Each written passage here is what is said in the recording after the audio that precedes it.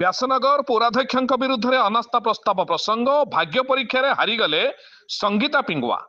व्यासनगर रे आज बहु प्रतीक्षार अंत घटिबाकु जाइछि। बीजेडी पौराध्यक्षा संगीता पिंगुआ विरुद्ध में आज उभय बीजेडी और कांग्रेस 20 काउंसिलर उपस्थित रही भोट देइथिबा देखिबाकु मिलुछि। व्यासनगर सहर विकास रे बाधा सृष्टि करिबा एवं पारिषद मानकु अणदेखा करिबा हेतु एभुळ पंथा आपणाइथिबा बीजेडी शिविर रे चर्चा हेउछि। निर्वाचन अधिकारी कलिंगनगर अतिरिक्त जिलापाल सपन्न कुमार नंद, कार्यनिर्वाही अधिकारी नम्रता मोदी उपस्थिति रे समस्त काउंसिलर मानक नहीं भोटिंग प्रक्रिया जारी करा जाइथिला। समस्त 20टी भोट पौराध्यक्ष विरुद्ध रे जाइथिबा जणा पड़िछि। उपनगरपाल सुभाष बल को पौर कार्यालय दायित्वभार ग्रहण करने नहीं स्पष्ट होता सूचना मिलुछि। एथिरु स्पष्ट बारी हेउछि जे संगीता पिंगुआ राजनीति रे पूर्णछेद पड़िबाकु जाइछि। देखिबाकू बाकी रहिला व्यासनगर सहर विकास एथर अग्रगति हेउछि ना विकास रे पुनर्बार बाधा सृष्टि हेउछि। ये गोटे बहुत दिन लड़ाई आपण सहरवासी समस्ते जानिथिबे, कारण ये लड़ाई चलीथिला। ये आपण माने जानिथिबे ये बहुत दिन तळु कोन पय चलीथिला। समस्त पारिषदों समर्थन में ये अनास्था आगत करथिलु।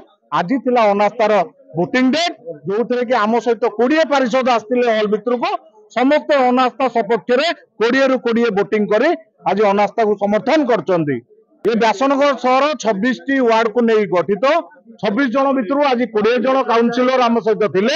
आज समस्ते 20 जन जांको पारिषद समस्ते आज अनास्था सपक्ष मारी वोटिंग करथिले, जो थे कि आम आज एक विजय लाभ करचु।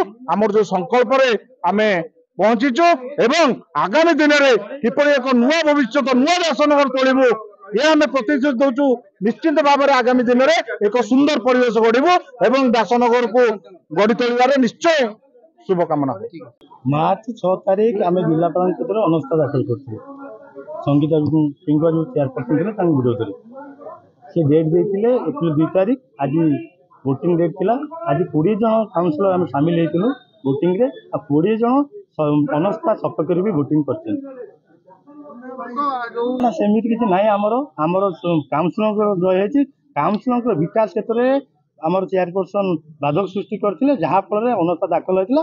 आज 2 तारीख वोटिंग थिला। निश्चित भाव मु धन्यवाद देमी काउंसिलर को।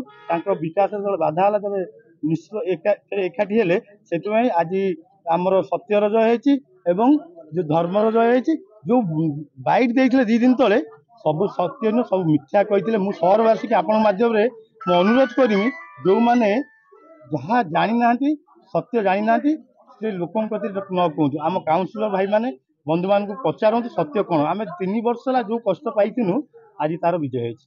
आमे बीजेडी रो 16 जन थिनु, कांग्रेस रो 4 जन थिनु। आ 20 जन तांको सपक्ष रे भोट दिया छै। परवर्ती पर्याय कार्यक्रम कोन आमे एखाडी रहि सहर उन्नति विकास और प्रगति के आगे नबु। निश्चित भाव काउंसिलर सब क्षेत्र में सहयोग करिवे।